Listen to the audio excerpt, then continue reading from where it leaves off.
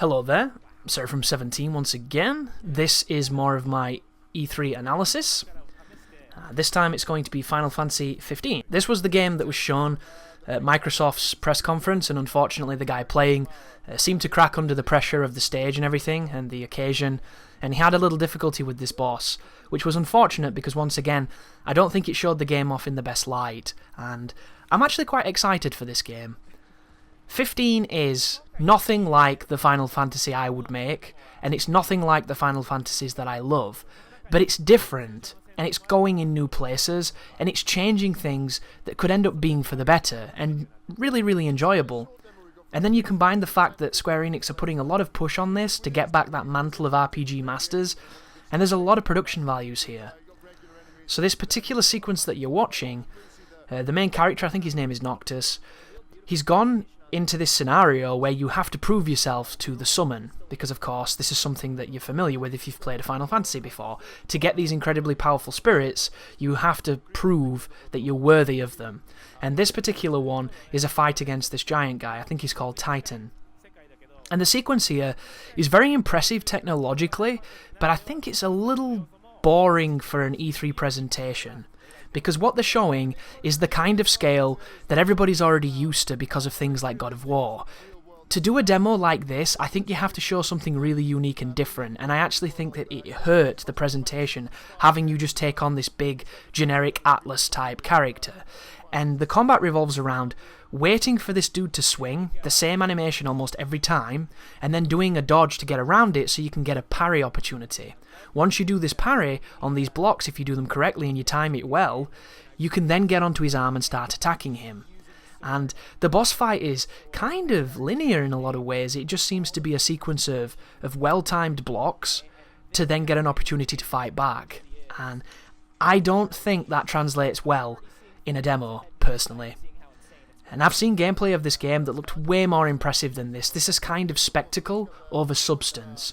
And if you love that kind of thing, you might be going out your mind thinking this looks amazing. But to somebody like me, I look at it immediately from the gameplay perspective, and all he does in this demo is wait for this dude to swing, and then he presses the roll button and dodges the swing. Like in this particular instant, he did a teleport instead of the roll, which seems to be quite effective, and you'll notice he's chasing the arm down with the dodge there, but as he landed, it looked like he took some big damage. There was another swing, so he teleports up again, does a couple attacks. Did he take... Yeah, look at the fall damage on that. That nearly killed him. That might have killed him, actually, because he didn't have 2,000 life to survive that, yet he still did. Which makes me wonder, will they have a system where we can do some kind of command to safe roll after a jump and not take big damage? Because that did more damage than these characters have life. That was 2,200 damage. And he wasn't at full HP. And nobody wants fall damage. Like, look at this. Whoever's playing this right now is losing. In the grand scheme of things, he doesn't seem to be having the most success. Is this just really difficult? Is this like a Dark Souls demo? Or is he playing poorly? We can't really judge it because we've never played ourselves. Are you meant to get beat up a little bit in this fight to show your luster for battle, to show your worthiness? I don't think you would be. But then again, I don't know. RPGs are notorious for making damage that's unavoidable.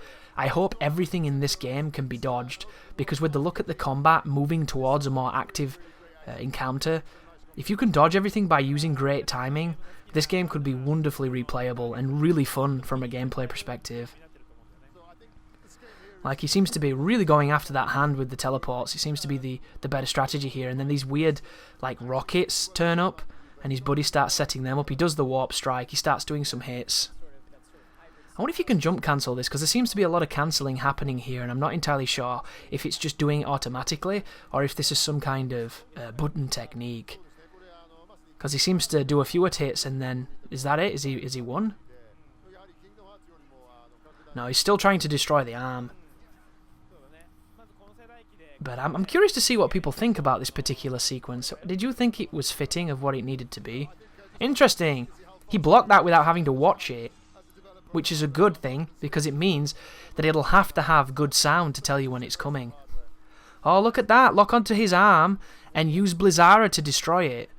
How the hell does the guy playing this not know that? Or can you not do that until this point? Or has he already been doing that? I don't know. One would hope the person who played this knew that that was a mechanic and that's what you had to do. There's a time limit there to finish him off, maybe.